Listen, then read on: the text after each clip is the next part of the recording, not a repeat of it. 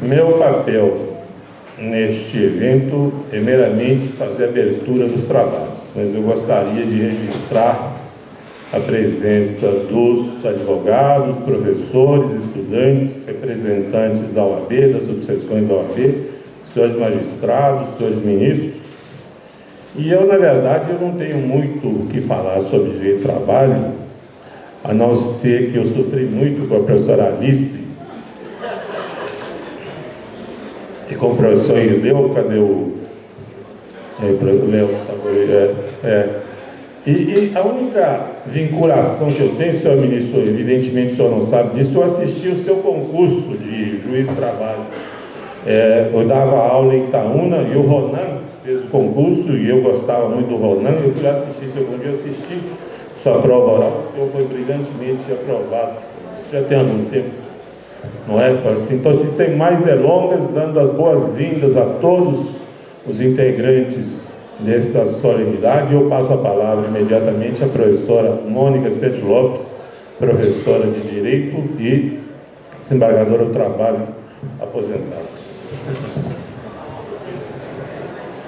Bom, gente, boa noite a todos, a todas. Estou vendo esse auditório lindamente com alunos e com velhos conhecidos, juízes, advogados. Isso me deixa muito feliz. Estou vendo ali chegar agora os nossos alunos indígenas que foram convidados muito especialmente para esse evento de hoje, né? Vamos depois falar disso. Então, eu queria dar uma boa noite a todos aqui presentes, aos desembargadores, juízes, servidores do Tribunal Regional do Trabalho. Sintam-se todos em casa, é o que nós gostaríamos, aos advogados e às advogadas, e à AMAT, a Associação dos Advogados Trabalhistas de Minas Gerais, pela parceria nesse evento, juntamente com o Tribunal. Cumprimentamos os professores, as professoras, os servidores dessa casa e, sobretudo, os alunos e as alunas dos nossos 2 cursos. Na nossa época era um curso só, hoje nós temos 2 cursos, o curso de Direito e o curso de Ciências do Estado, e também os que eventualmente vieram de outras faculdades de Direito, que nos alegra muito, porque o dia de hoje foi integralmente pensado nos alunos, não é? Nós outros que estamos aqui com mais tempo de casa, estamos aqui em função dele. Nossa, eu vejo tantos advogados conhecidos, meu neto está ali, ó, uma coisa muito boa. Então, em 2022, Hermes e eu chegamos à conclusão de que a melhor forma de celebrar os 130 anos da faculdade seria trazendo nossos alunos e nossas alunas de outros tempos para falar com nossos alunos e nossas alunas de hoje. O desembargador Caio Vieira de Mello disse que estão chamando os juízes e desembargadores aposentados de ex-juízes ou ex-desembargadores. Eu tinha posto aqui também ex-alunos e ex-alunas, mas aí eu pus os outros tempos, porque os outros tempos são todos os tempos. Então, muitos de vocês estão aqui, são nossos ex-alunos também, ou melhor, alunos de outros tempos. O nome do ministro Luiz Felipe Vieira de Mello Filho foi o primeiro que nos ocorreu a mim e ao Hermes. Seria interessante que os alunos conhecessem a história de alguém que, como eles, um dia passou pelos corredores, frequentou os espaços de convivência, assistiu às aulas, identificou-se ou não com as aulas e com os professores, tudo dentro da normalidade. Seria interessante que conhecessem a trajetória do ministro Vieira de Mello Filho, que tomou posse como juiz do trabalho em 1987. O Hermes acabou de falar que assistiu o concurso dele. Foi juiz substituto e, a partir de 1988, titular das então Juntas de Conciliação e Julgamento e não Vários do Trabalho de Monlevade, Uberaba, Ouro Preto e de Belo Horizonte. Terceira? Eu lembrei sempre. E que foi do seu pai. Eu lembrei disso, mas fiquei com medo de errar. A terceira vara do trabalho de Belo Horizonte, que foi também a de seu pai. Promovido a desembargador em 1998, convocado várias vezes para substituições e mutirões do Tribunal Superior do Trabalho, para o qual foi alçado de forma definitiva pela nomeação em fevereiro de 2006. Foi vice-presidente do Tribunal Superior do Trabalho entre 2020 e 2022 e representou o TST, o Tribunal Superior do Trabalho, no Conselho Nacional de Justiça no biênio 2021-2023, situação vivenciada, que é a matriz para a sua fala hoje aqui. Mas quando passei em algumas salas divulgando a palestra de hoje, disse que estava muito interessada no que ele dirá sobre a experiência do CNJ, disse que era importante que os alunos e as alunas ouvissem o que diz alguém que viveu a experiência, para que refletissem, para que pensassem, para que conhecessem, criticassem, essa atitude que deve ser constante na vida, sobretudo na vida do conhecimento do direito. Mas disse também que minha curiosidade maior estava em ver Sua Excelência, em ver o Felipe, vamos dizer o Felipinho, meu colega de turma, meu colega de faculdade, voltando à faculdade depois de tantos anos, 39, né? 40, quase aqui, ó. 39, quase 40. A gente não deve falar os 40 porque se envelhece a gente demais, não é verdade? Ver como essa linha do tempo tão vivida é sentida por ele e pela experiência tão importante que ele dividirá conosco na noite de hoje. Ah lá, colega de turma, a Cláudia chegando lá. Aquela ali é nossa colega de turma, esteve lá no tribunal, né? Ele é o nosso convidado. A palavra hoje é dele e isso nos dá enorme alegria. Para finalizar, então, queria apenas agradecer aos professores e às professoras que nos ajudaram na divulgação, aos alunos e às alunas que ajudaram nesse evento de extensão, Alice Tozin, Gabriel Ferreira Silva, Jordana Brito Santos, Igor Machado Duarte, José Ricardo de Figueiredo Azevedo e Júlia Fernanda Silva Souza. Agradecer à AMAT e ao Tribunal Regional do Trabalho da Terceira Região pelo apoio, agradecer a vocês todos, alunas e alunos que estão aqui hoje, né, pela curiosidade, e agradecer aos servidores da nossa casa, na pessoa do Vitor, que está ali atrás, coordenando os nossos trabalhos, e que está trabalhando hoje, mas quando eu olho para ele, quando nós olhamos para ele, sabemos de uma coisa muito relevante: o Vitor está em greve. E eu olho para ele e vejo, o Vitor está em greve, ele está aqui, mas o movimento dele, no sentido de reivindicar direitos, coisa que nós entendemos muito, ele está em greve. Então, muito obrigada.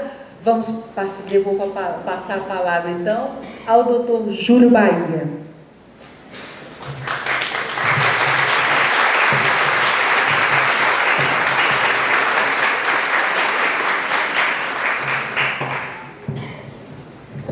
Primeiramente, boa noite a todos. Boa noite, professora Mônica. Boa noite, professor Hermes. Boa noite, ministro. Boa noite, desembargador Sebastião Geraldo. Meu colega Antônio Fabrício, quem eu chamo também já de amigo. Queria registrar aqui, professora Mônica, minha enorme felicidade de estar aqui, ainda mais dado o contexto que foi noticiado de ex-alunos, né, ou ainda alunos. Me formei aqui há 19 anos atrás e tive, né, a honra de ser aluno da professora Mônica no mestrado. O professor Hermes, obviamente, não vai se lembrar que já tem mais de 20 anos isso, na graduação. E é uma honra estar aqui, né, com tantos colegas presentes e substituindo a nossa líder, né, a presidente Cássia Ratten, presidente da AMAT, Associação Mineira da Advocacia Trabalhista, que está numa pequena licença e que conferiu essa missão de estar aqui hoje. Então, como todos nós estamos aqui ansiosos para ouvir o meu ministro Luiz Felipe Vieira de Mello, gostaria apenas, professora, de entregar uma singela homenagem da AMAT, da Advocacia Mineira Trabalhista, justamente por toda essa trajetória que a senhora tão bem aqui trouxe, tão bem leu. Então, gostaria só de passar às mãos do ministro essa singela placa que tem os seguintes dizeres: a AMAT, Associação Mineira da Advocacia Trabalhista, homenageia o ministro Luiz Felipe Vieira de Mello por sua brilhante carreira e trabalho realizado, sobretudo na defesa dos direitos sociais e trabalhistas. Muito obrigado.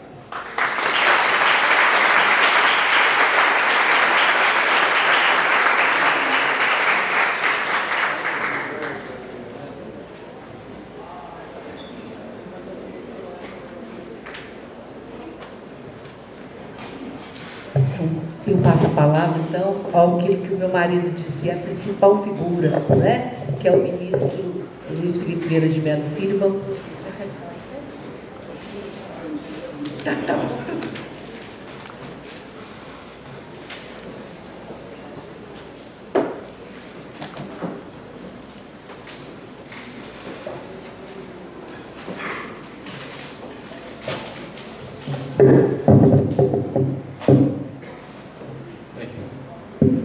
Boa noite. todos. Eu gostaria de cumprimentar inicialmente o diretor da Faculdade de Direito do UFMG, o professor Elmer Queiroz, a vice-diretora, minha colega de turma, a professora Mônica, o nosso vice-presidente do Tribunal Regional do Trabalho da Terceira Região, o doutor Sebastião Geraldo de Oliveira, o doutor Antônio Fabrício, e especialmente aqui meu agradecimento ao doutor Júlio Bahia, representando aqui a AMAT, a Associação dos Advogados Trabalhistas, e a doutora Cássia Ratten, pela homenagem que me prestaram e me concederam nessa solenidade. Eu agradeço muito, me sinto muito honrado com toda essa deferência e todo esse carinho de todos. Cumprimento aqui meus familiares que vieram aqui, afinal de contas, a família precisa apoiar a gente em todos os momentos, sobretudo nesses em que nós retornamos à nossa casa, onde iniciamos a vida profissional no estudo do direito. Cumprimento aqui os colegas juízes e juízas presentes e todos os alunos e alunas aqui presentes. Vejo aqui também o doutor Ricardo, ex-presidente do tribunal, a quem também pessoalmente cumprimento. Caro Hermes, caro Mônica, na vida da gente profissional, a gente se prepara para desafios, a gente se prepara para o enfrentamento de questões importantes no nosso cotidiano como magistrado e também na nossa caminhada. Os momentos mais surpreendentes são os momentos em que, porventura, nós sabemos que fomos lembrados por uma circunstância ou outra. E esse momento de retorno à faculdade de Direito me traz à retina inúmeras passagens, como se fosse um filme que se passasse rapidamente, e inacreditavelmente eu me vejo 40 anos após a saída da faculdade de Direito. Eu sei que Mônica voltou, porque ela voltou como diretora e professora e posteriormente vice-diretora, mas nós que seguimos uma outra trilha, é uma experiência fantástica.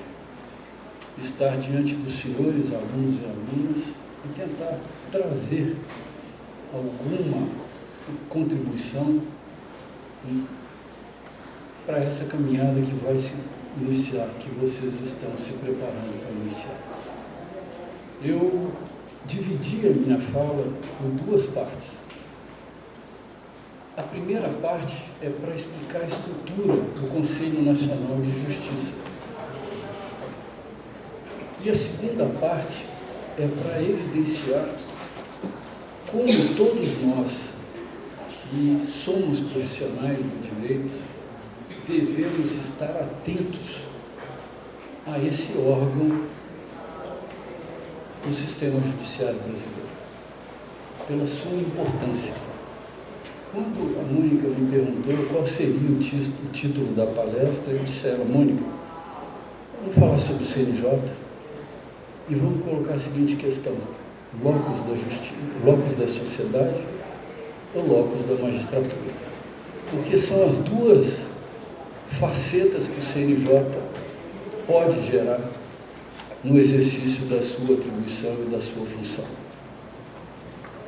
E ele pode trazer impactos muito profundos no sistema judiciário e na própria sociedade, porque ele tem uma função muito especial em que nenhum órgão do mundo tem essa função, que é a construção de políticas públicas judiciárias, que nos coloca numa posição muito próxima daquilo que se espera numa atuação bastante efetiva do Poder Judiciário institucionalmente e seus compromissos com a Constituição da República.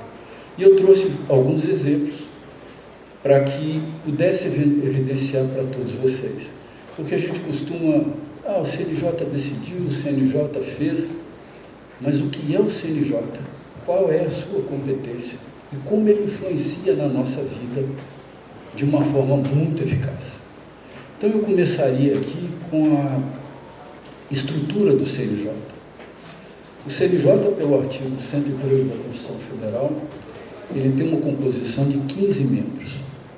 E o CNJ se estrutura como ápice, abaixo do Supremo Tribunal Federal, do sistema de justiça. Acima dele só o Supremo Tribunal Federal.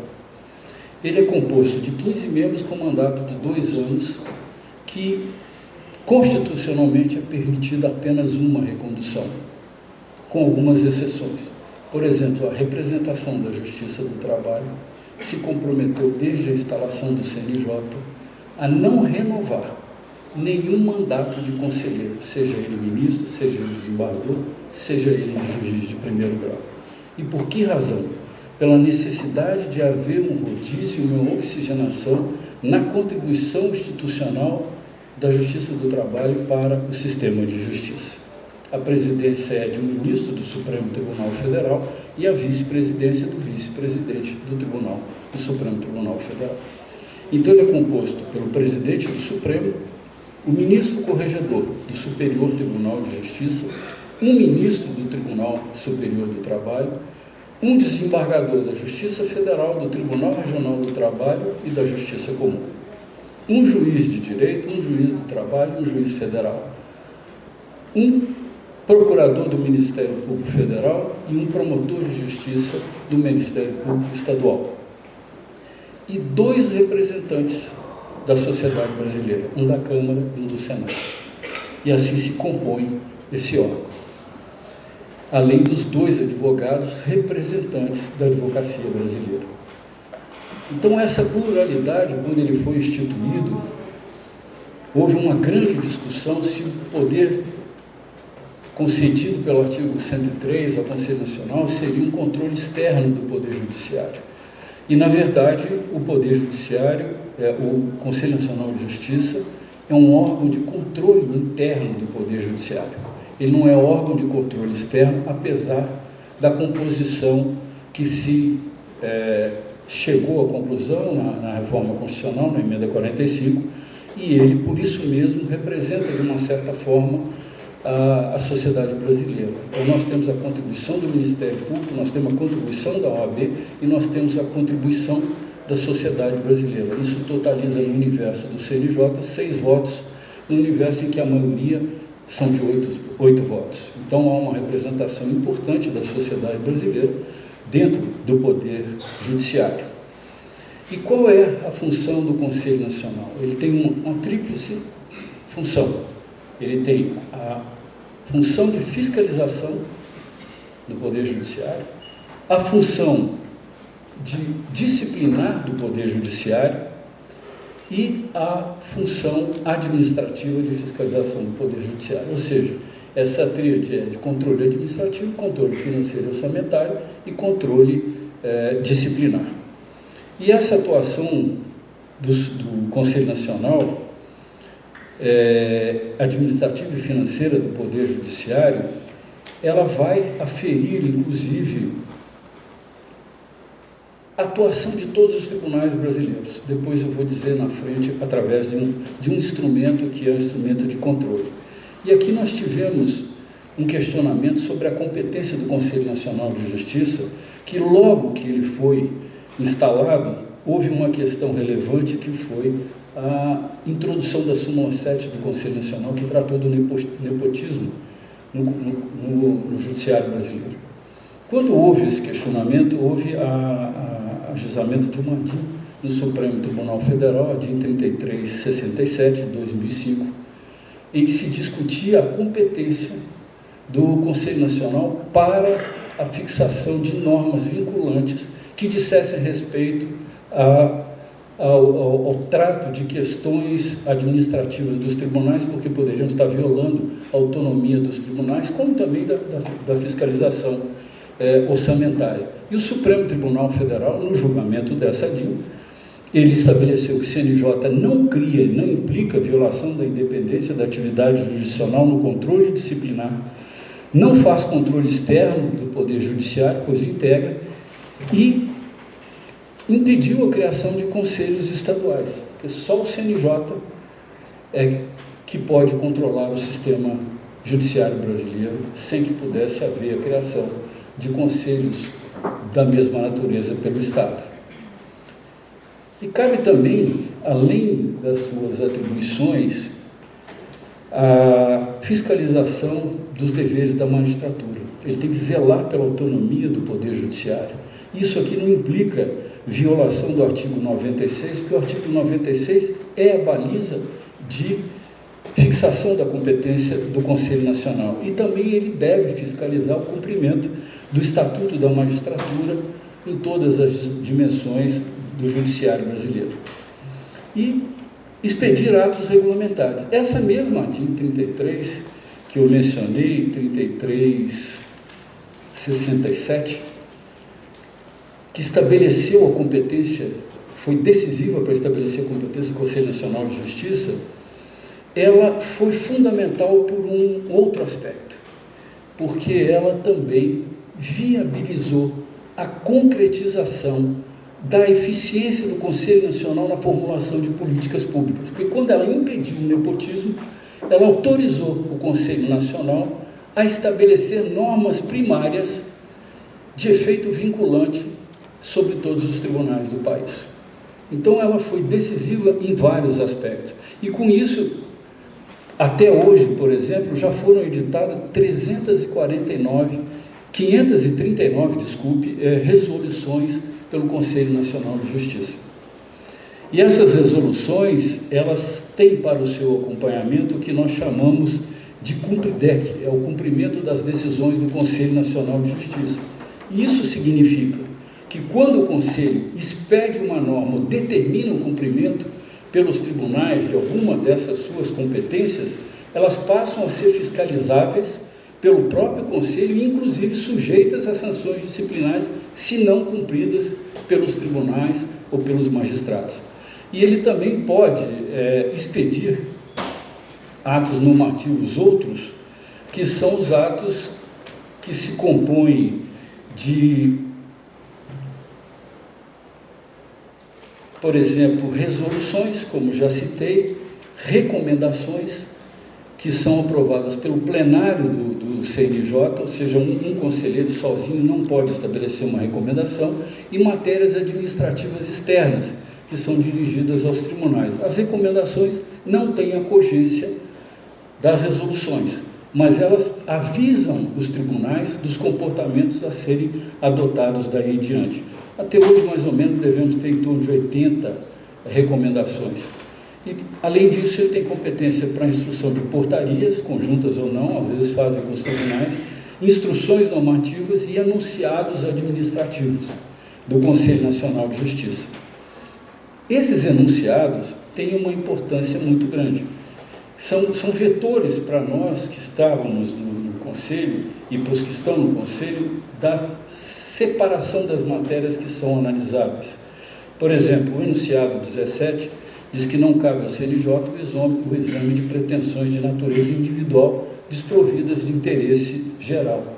Isso são matérias recorrentes que as partes veem, juízes, magistrados, magistradas, serventuários de serventias extrajudiciais, trazendo questões que podem ter importância ou relevância locais, mas que têm uma conotação individual. Essa não é a função do CNJ. A função do CNJ é uma função de caráter e interesse geral, e é por isso necessária a repercussão social da matéria. E ele também zela no Poder Judiciário, diante da sua competência administrativa, pela observância do artigo 37 da Constituição Federal, pelo Poder Judiciário, em todos os seus princípios e valores. E nessa atuação, para vocês imaginarem a força que tem esse Conselho, ela pode ser de ofício ou mediante provocação. Então, todo o controle dos tribunais, todo o controle do exercício dessas atividades e de suas competências, ela é exercida mediante a atuação de ofício do Conselho ou mesmo uma provocação de qualquer interessado no Brasil. Isso é fundamental, porque é aí que as questões que podem corrigir grandes desvios que podem ocorrer no Poder Judiciário vêm pela via da sociedade brasileira, porque basta uma representação fundamentada explicando exatamente quais são as ilegalidades ou possíveis violações ao princípio da legalidade. Mas o Conselho Nacional, ele não pode decidir sobre constitucionalidade. E aqui sempre gerou uma grande confusão, porque se pensa que o Conselho Nacional de Justiça é um tribunal administrativo estrito sensu. Mas o Conselho Nacional de Justiça não é um tribunal administrativo. Ele é além de um tribunal administrativo, porque ele é um conselho da República. Então ele tem uma função muito importante perante a sociedade brasileira, que é conceder ao judiciário a maior eficiência possível e aproximá-lo da melhor forma possível da sociedade brasileira naquilo que interessa à sociedade como resposta à justiça. Então nós não podemos, os conselheiros não podem decidir sobre constitucionalidade, mas eles podem, com relação aos tribunais locais, tribunais de justiça federais e regionais, decidir pela inconstitucionalidade, pela ilegalidade de atos praticados pelos tribunais que tenham já declaração do Supremo de inconstitucionalidade de lei local. Ou seja, o Supremo declarou que determinada atividade é inconstitucional. O tribunal não pode editar uma normativa que efetivamente venha contribuir a ferir essa decisão do Supremo. Aí o CNJ pode, mas ele não pode declarar a inconstitucionalidade. E isso se dá muito nas questões que envolvem a remuneração de magistrado, a prática de atos que criam vantagens para magistrados no cenário nacional. E ele pode desconstituir, rever ou fixar prazo para que adotem providência. E há administrativamente uma questão muito delicada, que é o alcance da competência do Conselho Nacional e o alcance da competência do Tribunal de Contas da União. Afinal de contas, o Tribunal de Contas da União tem uma competência administrativa e nós temos também uma competência administrativa no exercício da atividade do Conselho. E não são poucas as situações em que há um certo, às vezes, choque de decisões entre o Conselho e o Tribunal de Contas da União. E o Supremo Tribunal Federal já entendeu no julgamento que foi proferido naquela corte que a sustação de atos ou contratos e exame da regularidade de atos de admissão de pessoa efetiva do Poder Judiciário e o controle pode ser feito pelo Conselho Nacional de Justiça. E se o Conselho tiver editado uma norma, o Tribunal de Contas não pode mais tratar daquela temática. E agora nós tivemos recentemente uma questão de conflito que foi relacionada também à remuneração de magistrados. O Tribunal de Contas decidiu de uma forma contrária e o Conselho já havia expedido uma outra decisão. E aí o Supremo Tribunal Federal novamente reiterou a competência do Conselho Nacional de Justiça para a fixação da matéria. E ele tem também por competência receber e conhecer de reclamações contra membros do Poder Judiciário, inclusive contra seus serviços auxiliares e serventias, e órgãos prestadores de serviços notariais e de registro. E aqui é muito importante porque inclui uma certa análise também da questão administrativa relativa aos servidores e as serventias extrajudiciais, que, aliás, elas têm quase que 30% a 40% do volume de questões dentro do Conselho Nacional de Justiça, questões que envolvem serventias extrajudiciais. E o CNJ recentemente fixou uma jurisprudência em progressão de competência, dizendo que se houver flagrante ilegalidade ou irregularidade no exercício da atividade notarial, o CNJ pode intervir mediante a corregedoria para adotar as providências necessárias, porque, na verdade, as serventias são reguladas e fiscalizadas pelas corregedorias dos tribunais de justiça. E agora também o Conselho Nacional pode exercer essa atividade. Isso pode afastar notários que são concursados por alguma irregularidade administrativa, fraude à lei ou alguma ilegalidade devidamente comprovada. E tem também a competência disciplinar e correcional dos tribunais, que é uma competência concorrente. E o Conselho Nacional de Justiça pode, inclusive, porque tem sua competência concorrente e originária, avocar processos disciplinares dos tribunais para que as ações se promovam no âmbito do Conselho Nacional. Isso é muito comum, por exemplo, em processos que envolvam algum tipo de ilegalidade de desembargadores de tribunais, porque em geral tem tribunais de grande e pequeno número e há um número grande de suspeições e impedimentos, e o CNJ automaticamente traz aquele processo e julga no âmbito de sua competência no CNJ. E ele determina a remoção, disponibilidade ou outras sanções administrativas, como a aposentadoria compulsória, a proporcional, a remoção, a censura e a advertência. E ele tem sido muito duro no exame de todas essas questões. Eu acho que na hora que eu trouxer uns exemplos, eu devo passar por ela. E quando uma dessas sanções é aplicada, nós temos o dever de representar o Ministério Público no caso de crime contra a administração pública ou de abuso de autoridade, que foi incluído pela emenda constitucional. E temos também, pelo regimento interno, classes processuais de competências dos conselheiros. É aí que nós vamos entrar no plano de ação do Conselho Nacional. Por exemplo, o famoso PCA, Procedimento de Controle Administrativo. Ele controla os atos administrativos dos tribunais, ou seja, aquela competência administrativa financeira, ela é exercida através do PCA. Mas o PCA só serve para o controle de atos administrativos. E tendo como função o controle do artigo 37 da Constituição Federal. Além do PCA, nós temos também no regimento interno o cumprimento das decisões pelo artigo 104, como eu já disse, que nós chamamos de cumpridec, que o cumpridec também tem uma outra função relevante, que, por exemplo, as decisões proferidas pelo Supremo Tribunal Federal, que geram obrigações para os tribunais locais, elas são fiscalizadas não pelo Supremo Tribunal Federal, mas o Supremo Tribunal Federal oficia a presidência do Conselho Nacional, que delega por distribuição a um dos conselheiros, e ele passa a ser responsável pelo cumprimento da determinação do Supremo Tribunal Federal. Então, ele é um órgão de cumprimento de decisões do Supremo Tribunal Federal.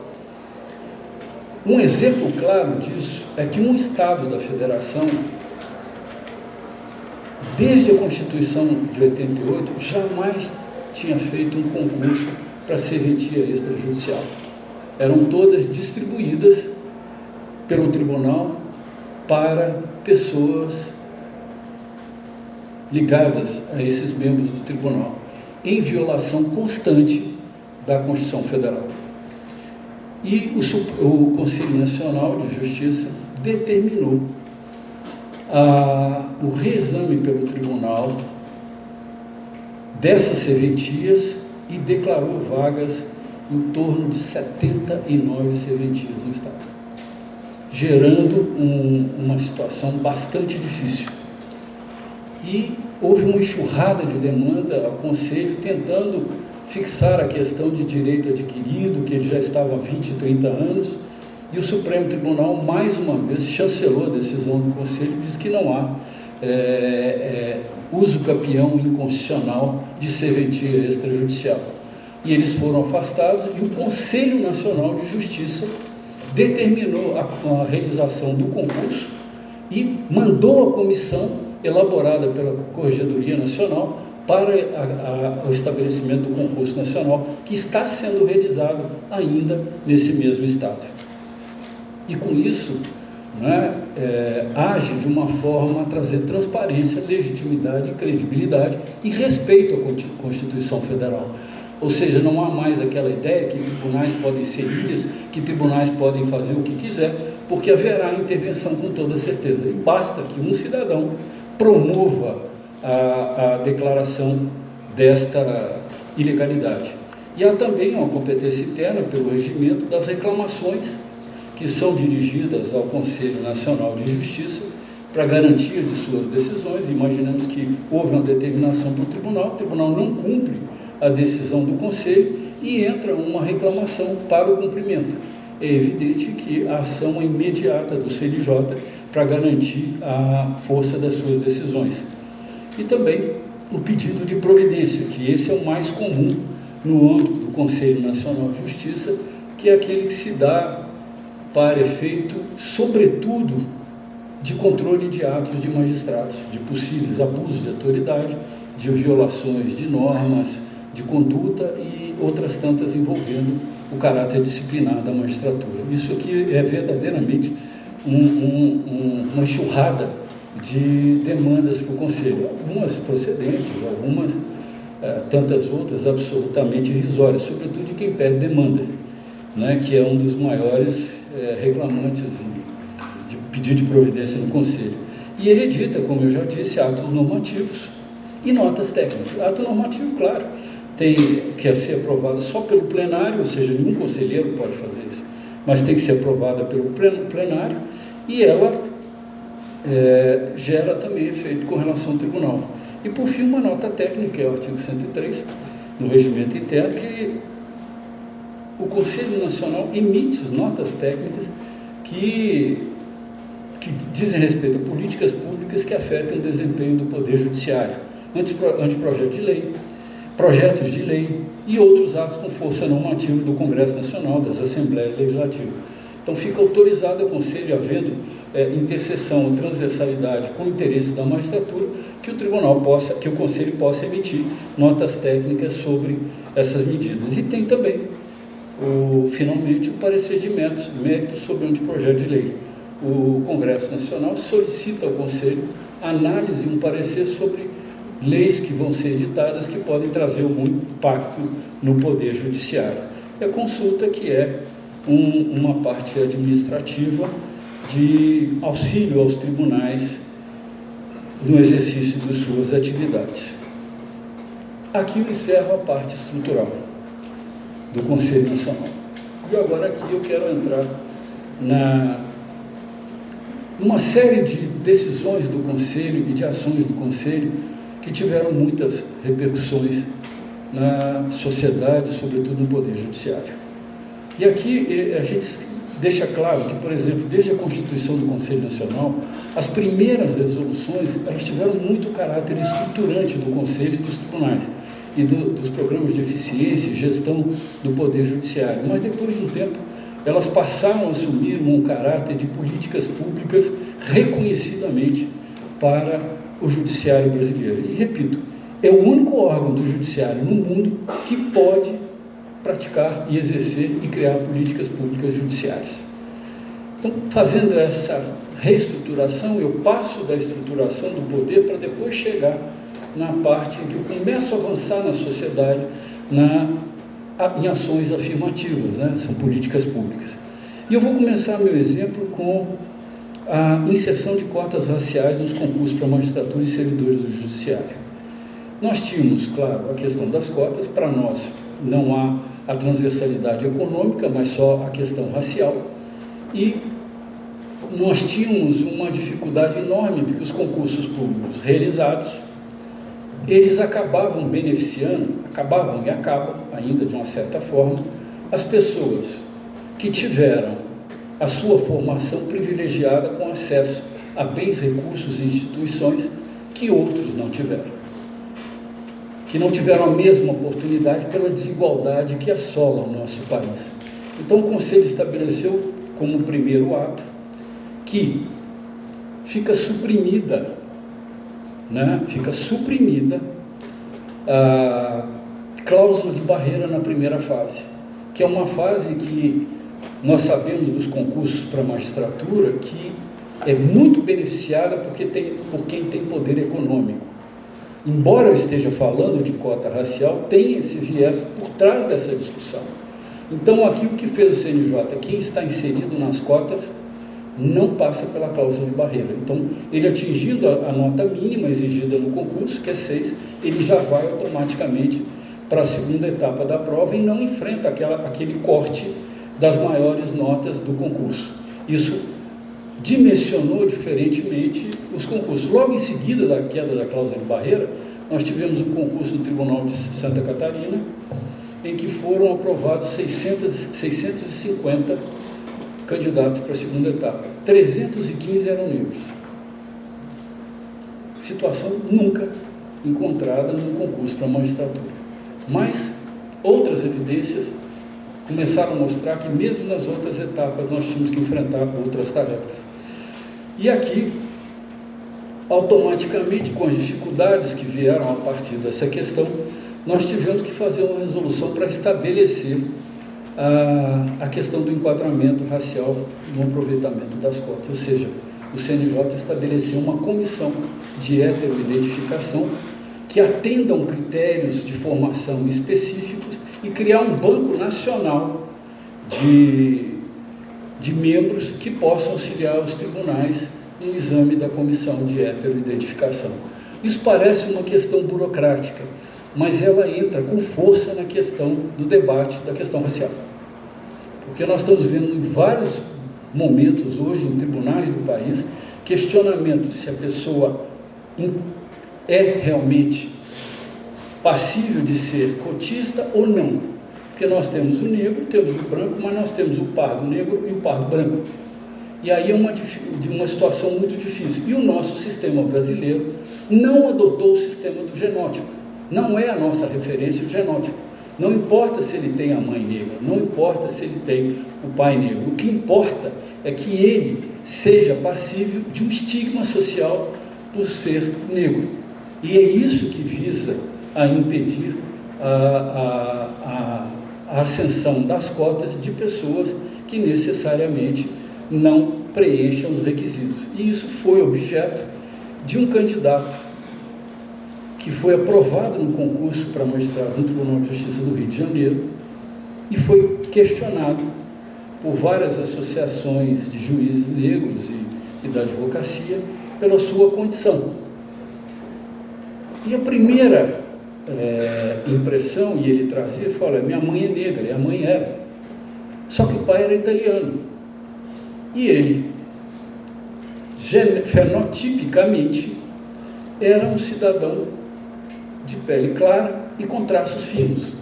E o CNJ decide essa questão e estabelece a seguinte conclusão para o CNJ a efeito das comissões. O que prevalece? Prevalece a condição fenotípica. E por vários estudos tem que haver um mínimo de linhagem, seja cabelo, pele, nariz, boca, para que possa você definir um estereótipo característico.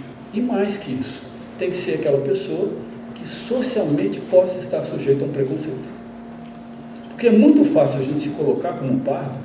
Se você entrar no supermercado, não sofrer nenhum tipo de questionamento, se você não for admoestado porque está entrando num elevador equivocado, e tantas outras barbaridades que nós assistimos na nossa sociedade.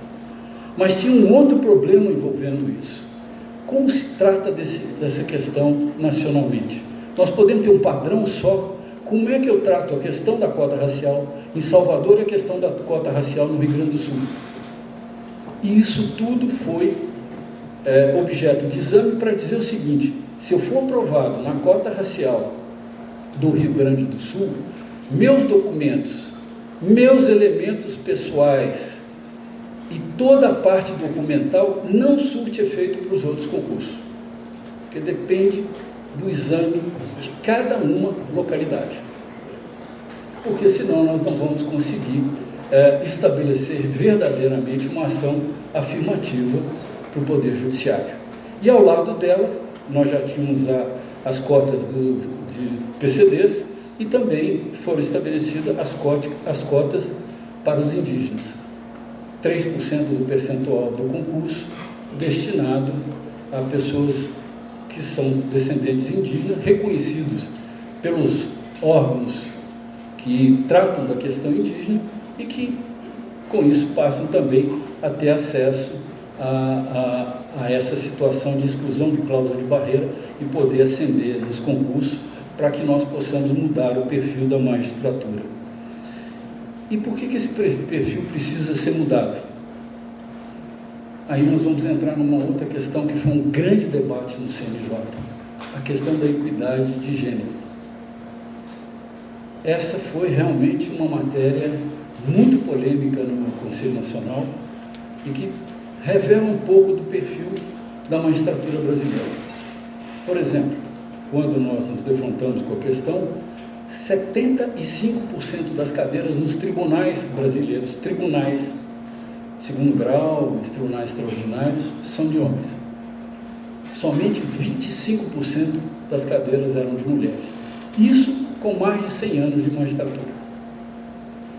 E o CNJ, a partir desse debate, porque nós tínhamos em primeiro grau na Justiça Comum e Federal 45% a 56%, na Justiça do Trabalho um pouco mais, 52% a 48% em primeiro grau, só que elas não chegam aos tribunais. E aí nesse debate, alguns tribunais grandes do país trouxeram violentamente, inclusive pela imprensa, um questionamento da atuação do CNJ.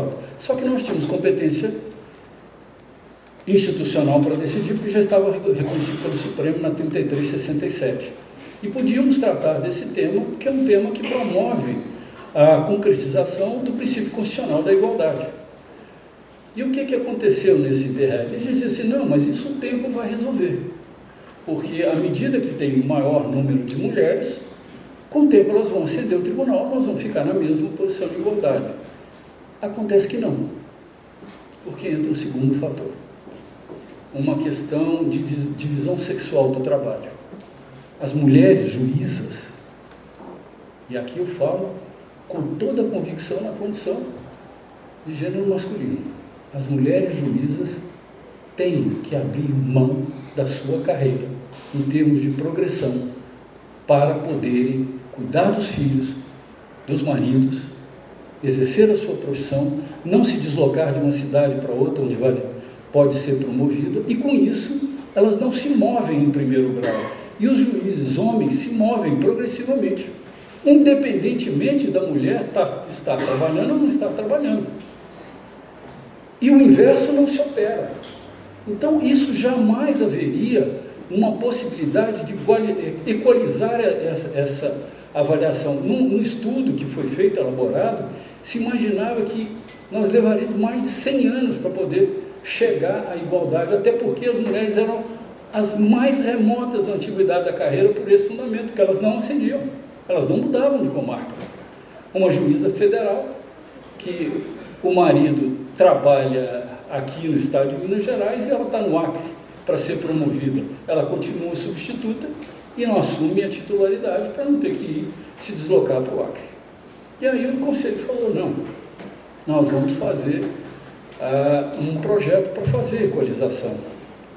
E a polêmica foi tão grande, houve um parecer pro bono do professor Daniel Sarmento e do professor Ademar Borges, que contribuíram para a demanda, e os amici curiae que compareceram à sessão do CNJ, com várias autoridades, com o professor Oscar Milena e tantos outros, na defesa da elaboração da Resolução de Equidade de Gênero, que acabou aprovada pelo Conselho Nacional de Justiça, mas para o merecimento, e não para a antiguidade. E aí eu me pergunto, pela redação constitucional, quando eu estabeleço a lista de gênero para o merecimento, qual é o descrime constitucional para a antiguidade? Não, mas a antiguidade é antiguidade, mas merecimento é merecimento. E a antiguidade é que ela não vai chegar mesmo, porque ela está lá atrás da fila, porque ela não se promoveu. E aí o que você tem nesse aspecto do princípio da igualdade? Você tem, com o princípio da igualdade, não apenas uma ação omissiva. Você não pode só ser omisso para não haver violação ao princípio da igualdade. Você tem que ter uma ação positiva, material, substantiva para promover a igualdade. E promover a igualdade é justamente você praticando atos de política pública que possam acessar aquela instância diferenciada de concretização da Constituição. Mas, por maioria, foi definido que haverá a lista de igualdade, a lista de gênero nas promoções por merecimento, é obrigatória. Então nós vamos ter, em todos os tribunais, já está em vigente desde janeiro, uma lista mista e uma lista só de gênero de juízes. Então a primeira lista não pode ser masculina, ela é mista. Então tem que ter mulher na primeira lista e a outra lista só de mulheres. E com isso a gente espera que haja um avanço para que possa haver uma melhor distribuição de cadeiras entre homens e mulheres nos tribunais. Por exemplo, 25% nos tribunais regionais, mas nos tribunais superiores é 16%. À medida que a coisa cresce, o número diminui. Portanto, essas ações impactam o poder judiciário, impactam a vida das pessoas que dependem do poder judiciário. Mas ainda nós temos uma outra política importante no judiciário, a política de prevenção e enfrentamento do assédio moral, do assédio sexual e da discriminação no poder judiciário. Combate à administração e a orientação e a identidade de gênero no poder judiciário. Isso aqui parece que a gente está falando de algo que é... Bom, mas assédio é das coisas mais fundamentais do poder judiciário hoje. Combater o assédio moral verdadeiro, exigir trabalho, produção e meta, isso não é assédio moral. Isso é obrigação mínima em qualquer atividade laborativa humana. Mas o problema é que nós não podemos estabelecer pressões que sejam irregulares ou que transcendam aquele razoável que se espera. E a sexual e de discriminação é uma outra coisa que é muito preocupante. Porque em locos de poder, há pessoas que não sabem realmente qual é a dimensão da sua postura e do seu posicionamento dentro do poder e acham que o poder os autoriza a um machismo estrutural, uma violência de gênero que é estrutural e da cultura do nosso país. E nós temos tribunais por todos os lados. E não são poucas, eu digo para vocês, as denúncias de assédio de magistrados que chegam ao Conselho Nacional de Justiça. Daí a necessidade da instituição de uma resolução que disciplinasse e pudesse pôr cobro a esse tipo de ação dentro dos tribunais. E essa resolução foi editada, como depois foi editada uma outra complementar de enfrentamento e orientação a essas questões. Mas há outras funções relevantes também. No Conselho Nacional de Justiça, existe um órgão chamado DMF. Aqui é a sua área, né? Que é o Departamento de Monitoramento e Fiscalização do Sistema Carcerário e Socioeducativo. Esse órgão do CNJ, ele é indispensável ao sistema judiciário brasileiro, sobretudo na esfera penal. E a competência dele é a fiscalização de todas as cadeias e presídios do país, garantia dos direitos humanos e a proteção e reserva do direito das pessoas com restrição de liberdade. E ele tem uma atuação fundamental em todo o país.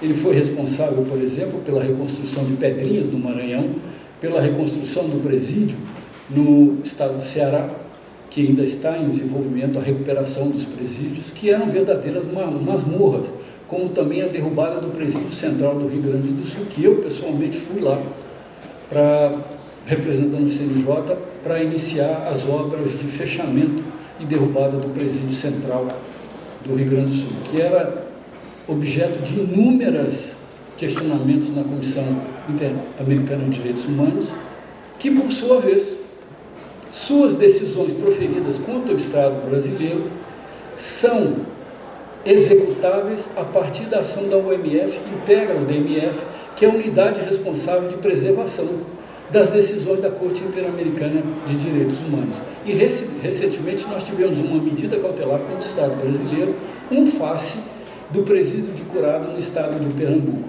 O presídio de Curado no estado de Pernambuco, ele tinha, na área externa do presídio, porque ele não comportava mais ninguém, eram feitas perfurações sobre as celas, e os presos eram encaixados nessas perfurações sobre as celas, verdadeiramente como animais, e o resto que não cabia ficava do lado de fora em barracas.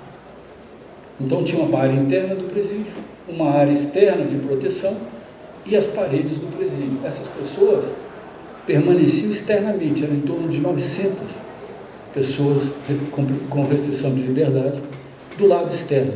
E uma situação que já perdurava para mais de 5 anos.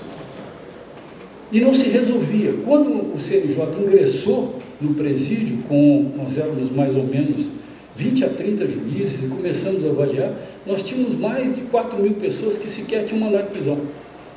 Estavam presas irregularmente.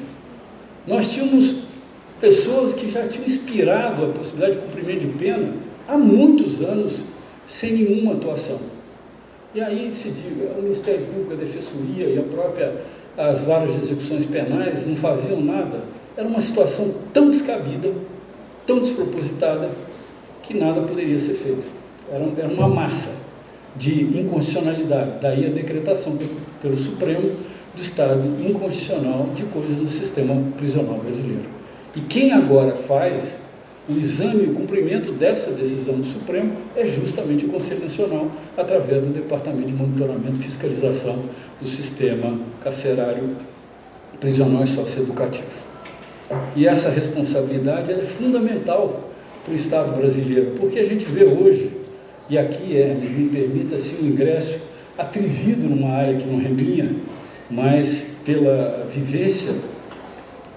A primeira questão que nós temos com relação aos presídios é a seguinte: os presídios, eles têm um orçamento próprio, que prevê o número de pessoas que devem estar dentro daquele sistema e uma limitação de sua capacidade. Então eu tenho um orçamento para ter, por exemplo, 1.000 presos, e eu coloco nesse presídio 5.000 presos. O que vai acontecer, ato contínuo, e que isso nós assistimos em todas as nossas avaliações e fiscalizações? Começa a haver uma parceria, digo eu aqui ironicamente, público-privada, Estado e facção. Porque a facção começa a controlar o presídio. Eu não tenho orçamento para 4.000 pessoas, eu tenho orçamento para 1.000. E quem passa a ser aquele que vai captar todos esses presos para formar uma legião, que hoje representa a 16ª maior economia do país, as facções.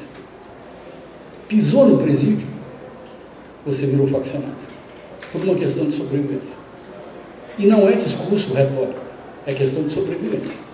Então quem passa a controlar o presídio e o Estado fica inerte, e nós assistimos isso, tinha celas que tinham 1, 2 presos com televisão, e o resto da cela com 15, 20, 22 presos, sem nenhum acesso a nada.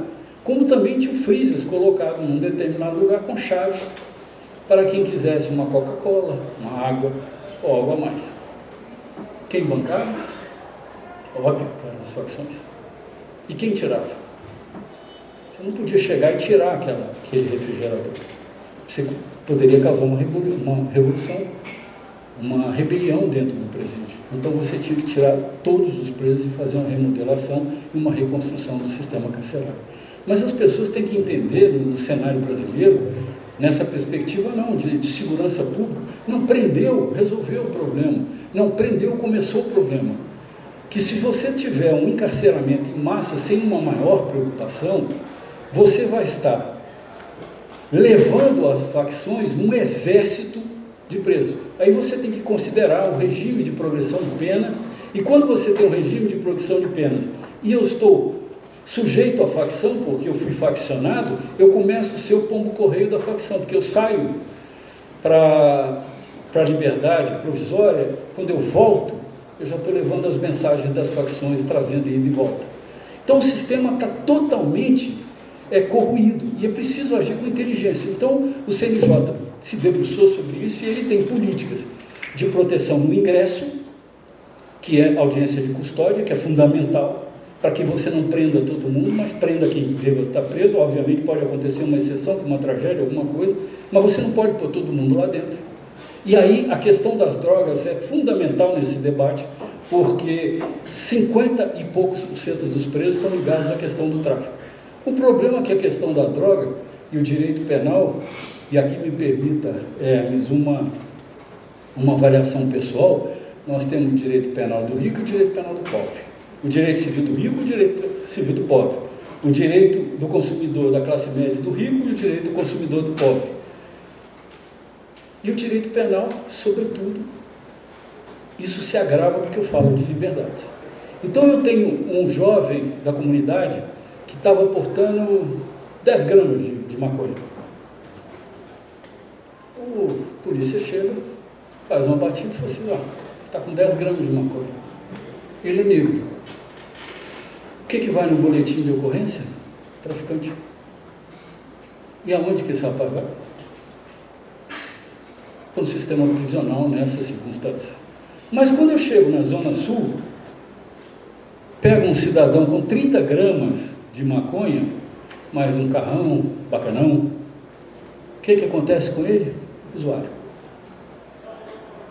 Então, seletivamente, pelas autoridades policiais, eu começo a dizer quem vai para a cadeia e quem não vai para a cadeia. E quem vai para a cadeia pode ter sua vida comprometida mais fortemente, porque a pessoa pobre, negra, ela vai ter depois o estigma do emprego, porque foi levada a ter uma passagem na penitenciária, ou no sistema prisional, e com isso a vida dela é muito mais difícil do que já era. Então é preciso ter consciência e responsabilidade. Não é trancafiando pessoas que nós vamos resolver o problema da segurança pública. É trancafiando quem merece estar trancafiado. Mas é fazendo seletivamente, responsavelmente, uma atuação para poder sanear quem entra. E aqui vai entrar uma outra questão importante. Mas lá, cuidamos da entrada, mas cuidamos também da execução da pena, fiscalizando os presídios e a socioeducativo. Porque qual é a única possibilidade de nós afastarmos o preso da facção? O trabalho. E a Constituição e as leis incentivam o trabalho nos presídios. E hoje ele tem crescido, ainda que necessitando de uma outra regulamentação, de uma outra proteção, porque não se esperava uma demanda tão grande, mas quando você estabelece o trabalho no presídio, a primeira coisa que você faz, e as autoridades fazem, é retirar o preso da cela. Se eu retiro o preso da cela, eu retiro o preso da facção. Porque enquanto ele está trabalhando, ele não está sujeito a ser demonstrado pela facção. E na hora que ele trabalha, que ele passa a receber, ele passa a prover a família. E quando ele prover a família volta para ele. Porque, em geral, quando ele vai preso, a família desaparece. Mas como ele está provendo a família volta. E quando volta, ele adquire respeito e dignidade. E ele não quer mais ser partícipe da facção. Ele quer ter uma chance quando ele sai. E aí o que foi criado pelo CNJ em 2016? Os escritórios sociais, que hoje nós temos em 22 estados da federação. O que é o escritório social? Ele é um hub em que recebe o egresso no momento que ele conclui a sua pena. Então evita de que ele saia, não ache emprego, não tenha renda, não tenha o que fazer, porque não tem mais um emprego lá, e com isso ele seja novamente cooptado pela criminalidade. Porque a questão da reincidência, ela atinge 40% do percentual da população carcerária. Em algumas unidades até mais. Então muitas hipóteses têm sido criadas para que essas pessoas sejam resgatadas nesse hub para um encaminhamento, para que eles possam não estar sujeitos à ação das facções. Mas é uma ação muito delicada e é preciso investimento para que isso possa ocorrer, para que nós possamos ter uma reconstrução dessa questão da segurança pública no país. E o trabalho no cárcere tem sido uma medida fundamental nesse trajeto, porque ele recompõe a dignidade, embora ainda com algumas singularidades no que se refere à remuneração, porque ele é regido pela Lei de Execuções Penais, que é de 84, salvo engano, né, Neves? E nós temos um problema de inconstitucionalidade com a remuneração, porque lá é permitido, inclusive, a constrição do salário mínimo que é pago a esses trabalhadores no cárcere. E isso gera uma precarização da precarização e com um apoio e uma anuência, né, uma permissão do próprio Estado brasileiro, inclusive com decisões do Supremo, que dificultam a atuação e a mudança desse contexto. Por outro lado, nós temos algumas resoluções que são de natureza instrumentais e fundamentais. Uma delas é o protocolo para julgamento com perspectiva de gênero no Poder Judiciário. Esse protocolo ele é fundamental a partir da sua instituição para a solução de casos que são muito graves. Acho que todos vocês, ou muitos, conhecem o caso Mariana Ferrer. que foi que entrou com uma ação penal, alegando que fora estuprado num evento. E nós assistimos a um grande debate nacional em termos da atuação, não só da magistratura, mas do Ministério Público e da Defensoria Pública, no caso dela. O CNJ concluiu que houve um abuso, puniu o juiz que conduziu o caso, e era muito impressionante porque ele entregou a condução da audiência ao advogado, embora o advogado tenha, por lei, a prerrogativa de fazer a pergunta que quiser, mas o juiz tem o dever de coibir o excesso ou aquilo que ultrapassar os limites do próprio direito de defesa. Por exemplo, essa moça era perguntada 9 vezes o que ela tinha feito quando ela saiu do ponto A para o ponto B. Toda hora ela era questionada disso. Daqui a pouco passava 1 minuto, começava tudo de novo. Olha, ela tem direito de responder uma vez. E ela dizia, eu já respondi. E ninguém fazia nada. E isso fez com que essa resolução do julgamento com perspectiva de gênero, após o caso, que nós não podemos aplicar no caso concreto, fosse imediatamente aprovada em seguida para evitar esse tipo de prática. Ou seja, as vítimas de violência estavam sendo objeto de violência dentro do Poder Judiciário, como algumas vezes são nos órgãos policiais ou em outras instituições públicas. E com isso sai uma expressão de representação para toda a sociedade. Olha, não pode haver abuso nas questões de gênero, tem que respeitar a palavra de quem sofreu a violência de gênero. É a primeira palavra a ser considerada pelo juiz em caso de dúvida. É a palavra da vítima, e não a dúvida com relação à ação do agressor. O outro protocolo que foi fundamental foi aquele que diz respeito ao reconhecimento de pessoas em procedimentos criminais e em avaliação no âmbito do Poder Judiciário. O famoso reconhecimento facial, o reconhecimento presencial, que punham lá 4, 5 pessoas, a vítima chegava e falava, aquele ali. Mas tem alguma prova? Não tem não, mas foi ele. E aí? Ia para a prisão, como nós vimos em vários locais do Brasil, um músico que foi preso, que foi confundido com um suposto meliante, e não teve nem direito de defesa, ele ficou em pé, reconheceu, dali ele saiu preso, algemado, foi colocado numa cadeia, e lá permaneceu até que acontecesse alguma coisa para retirá-lo de lá. Então, o protocolo de reconhecimento de pessoas em procedimentos criminais, ele é uma ação muito importante para evitar, mais uma vez, a arbitrariedade contra quem é vulnerável, pobre e negro. Que esses eram os grandes prejudicados por esse tipo de reconhecimento. E outro protocolo importante é hoje o protocolo de julgamento de ações ambientais, em que nós passamos a ter uma relevância com relação à proteção do meio ambiente, inclusive com uma celeridade de julgamento para efeito de reparação. Mas tem também a litigância predatória, que é uma outra questão discutida pelo CNJ. E aí é muito interessante essa questão da litigância predatória, porque hoje ela é trazida, e aqui eu acho que isso vai impactar muito a vida de vocês, esse debate, porque vocês estão estudando direito, vocês estão estudando para aprender o melhor direito. Vocês não estão preparados para um judiciário em que o direito é deixado de lado por práticas de litigância predatória indo e extraprocessuais, como lobbies, como a participação de membros do judiciário em palestras pagas, segmentos econômicos, como juízes que participam de inúmeros eventos patrocinados por grandes empresas e depois julgam as causas, como juízes que julgam as causas dos seus próprios parentes. E esse litigância predatória tem trazido um dano ao Poder Judiciário enorme. Por quê? Vamos fazer um paralelo com a economia. Se nós analisarmos o próprio Friedman, ele vai dizer o seguinte, ele é um liberal fundamentalista. Ele vai dizer assim, olha, na economia, o que deve prevalecer é o mérito da competição. Imagina, se num raciocínio de economia eu prestigio o mérito da competição, como é que eu vou competir com uma pessoa que tem um acesso ilimitado a magistrados, enquanto que o outro é a Dona Maria que tem um telefone celular que deu problema e ela tenta reaver o telefone dela, que foi o caso do julgamento no STJ.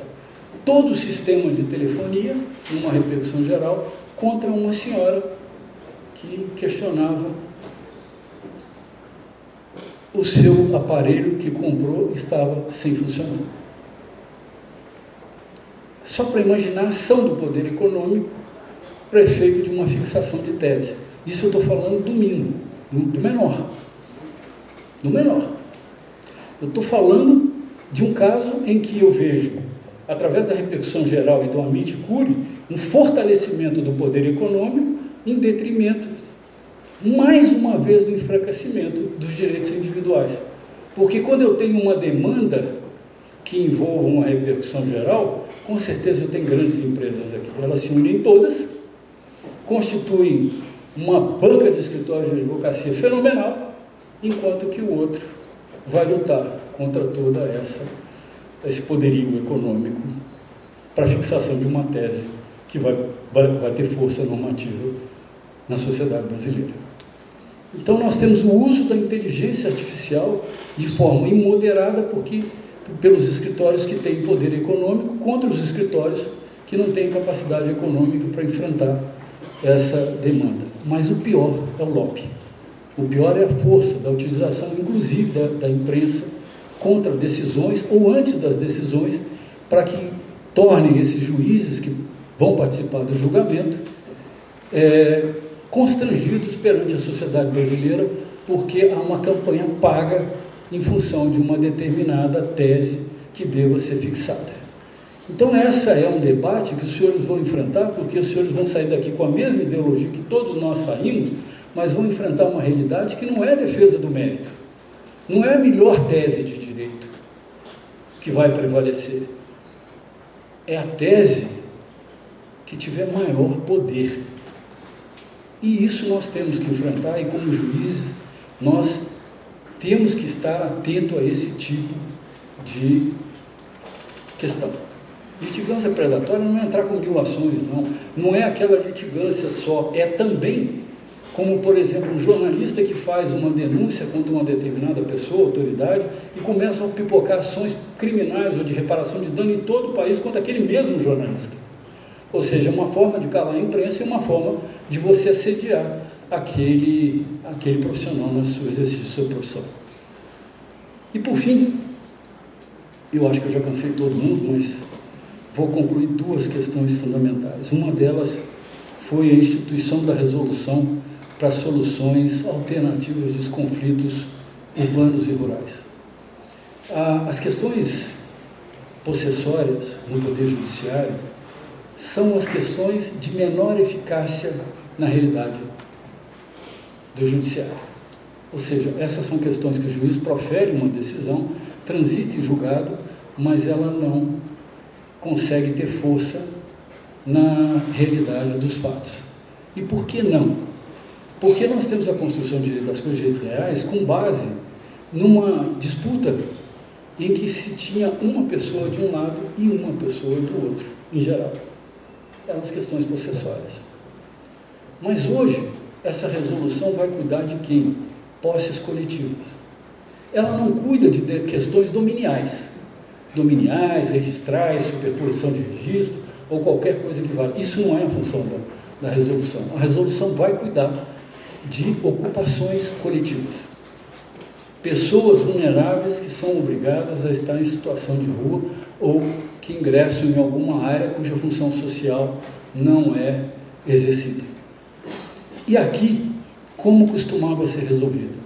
Quando eles perdiam a ação, a eficiência do judiciário se dava pela violência da força policial, e que entrava destruindo tudo que estava na frente de pessoas que já não tinham nada. Mas isso era tão despropositado, porque quando você ingressa, eu tenho aqui, vamos dizer, 250 famílias, eu ingresso com a polícia e quebro tudo aquilo e ponho para fora. Onde é que vão as 250 pessoas? Para outra ocupação. Então isso não é lógico, isso não segue o direito, não segue bom senso, não é justo, não é proporcional e não é concretizador da vontade constitucional. E o que fez a resolução?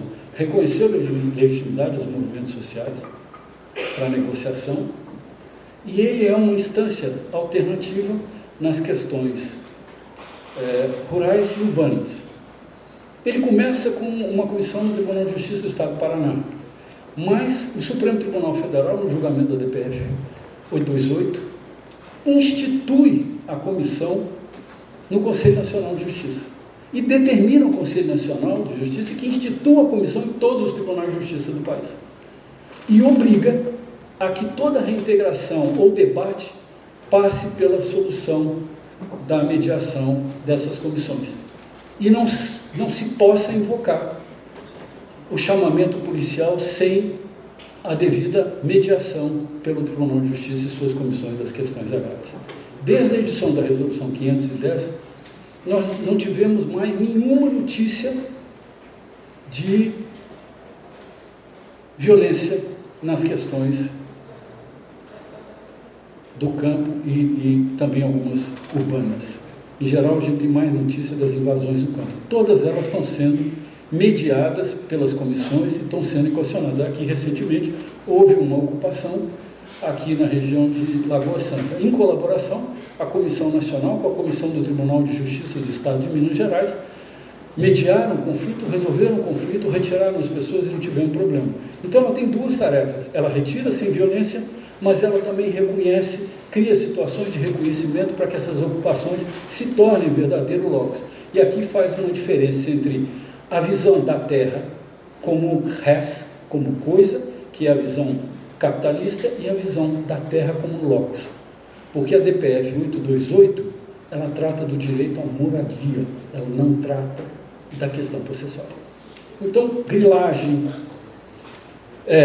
questões dominiais, isso não diz respeito à resolução. A resolução trata de conflitos coletivos que envolvam a questão de um locus, de uma moradia. E nós temos vários exemplos no país. Eu atuei, eu tive mais de 12 ocupações, mediei mais de 20 conflitos, e todos eles nós conseguimos chegar ou à solução de permanecerem por alguma razão ou outra, ou de nós conseguirmos um outro local, ou de fazer uma retirada sem nenhum tipo de violência. Isso é uma nova face cultural do Poder Judiciário, porque o juiz não basta dar sentença no seu gabinete, ele tem que estar presente na sociedade para poder promover a transformação. E quando eles viam chegar ao Conselho Nacional de Justiça e os magistrados do tribunal local, o diálogo mudava completamente. O primeiro que eles reconheciam, que nós estávamos reconhecendo que eles tinham uma necessidade, e nós íamos ouvir todos os interessados para conseguir a melhor solução para essas questões. E uma última que me reforça a questão relativa ao direito penal, que é a justiça restaurativa. Foi a comissão que eu presidi no Conselho Nacional de Justiça também, como essa comissão fundiária, mas aquela que pessoalmente mais me afetou como ser humano e como magistrado. Eu, quando fui convocado a presidir essa comissão, eu não tinha noção do que significava a justiça restaurativa. Pedi um tempo para que eu pudesse estudar, compreender e aprender o que era a justiça restaurativa. E a justiça restaurativa, ela não é, como alguns querem colocar, uma alternativa ao sistema penal. Ela é uma alternativa à punibilidade, uma alternativa real. E ela procura ressignificar essas pessoas diante do valor da norma que elas infringiram. Ela procura respeitar a vítima, que não faz parte do processo penal, não é ouvida e não é vista. E ela também traz terceiros, que não são os agentes primários, que são os familiares, aquelas pessoas que convivem com aqueles que cometeram infrações. E, por incrível que pareça, porque ela tem várias metodologias, inúmeros círculos de paz que eu fiz dentro das penitenciárias, inclusive penitenciárias femininas, eu fiquei muito impressionado e emotivamente impactado, porque o que eu via daquelas presas eram situações familiares em que elas acabaram sendo constrangidas a praticar aquela ação que os maridos foram presos e elas tiveram que dar continuidade, sem que elas tivessem nenhuma perspectiva de serem criminosas. E estavam cumprindo penas. Você imagina o número de pessoas que poderiam ter sido alternativamente encaminhadas para a justiça restaurativa em auxílio ao sistema penal e que pudessem ser resgatadas sem que precisasse entrar dentro do sistema carcerário brasileiro.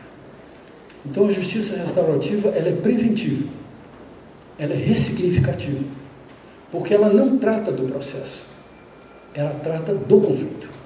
Ela vai buscar a necessidade daquela pessoa que cometeu ou sofreu alguma violência. E é a partir dela que nós ressignificamos e fazemos o pertencimento dessas pessoas para que elas possam voltar à sociedade ou compreender que há uma responsabilidade pelo ato que praticaram e que elas têm uma corresponsabilidade diante da sociedade brasileira. Porque não adianta eu punir e pôr na cadeia que elas não sabem nem o valor da norma que elas descumpriram. Mas quando você dialoga com elas e esclarece o valor disso, o número de recuperações é impressionante que nós podemos conseguir. Então, houve a institucionalização da justiça restaurativa, que já era prevista na resolução dos 225, e com isso nós ampliamos mais uma possibilidade de evitar que essas pessoas estejam sujeitas ao regime prisional, que realmente é uma das maiores chagas do Estado brasileiro. A violência é fruto da desigualdade, ela não é fruto da ação voluntária dessas pessoas. E nós precisamos compreender isso para efeito de criar soluções que sejam justas, que sejam proporcionais e que sejam adequadas à realização do direito. Eu quero pedir desculpa pela extensão da minha manifestação, espero que eu possa ter trazido alguns esclarecimentos sobre a importância do Conselho Nacional de Justiça, e vocês vão me perguntar, e o locus da magistratura? A resposta final. Eu espero que o Conselho Nacional de Justiça não seja capturado pelos interesses corporativos do Judiciário. Que ele respeite a sociedade brasileira como um Conselho da República e trabalhe para o nosso Estado democrático e republicano brasileiro. Muito obrigado a todos.